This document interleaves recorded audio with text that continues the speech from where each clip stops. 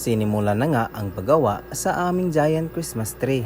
Mapifeel mo na talaga ang Christmas kahit nito palang bulan ng Nobyembre. Ating makikita na napakapulido at napakaganda ang pagkagawa. Di pa nga tapos pero na-imagine ko na ang resulta. Sa dami ba namang colorful na stars, talagang nakakamangha. Dagdag pa yung pundasyon na struktura na ginawa, talagang masasabi mong napakatibay na. Kahit siguro malakas na hangin, hindi ito matutumba. Naalala ko lang na may Christmas tree kami noon na humiwalay yung kaluluwa. Hinagupit ng malakas na hangin at dinala hanggang sa kanto ng plaza. Ito nga pala sila, ang membro ng SBSI na sa kapihan pa nagmula. Sila nga pala ang napiling manggagawa. Napaka-creative ng imahinasyon at napaka-skillful pa. Kaya hindi nakapagtataka na sila yung kinuha. Dahil sa kanilang pagtutulungan, madali lang nila itong naipatayo. Kahoy at kawayan nga lang pala ang kanilang ginamit. Meron ring konting hose na nakapaligid. Dahil sa sobrang taas nitong giant Christmas tree, kailangan pa nilang gumamit ng ladder. At yung isa pa nga,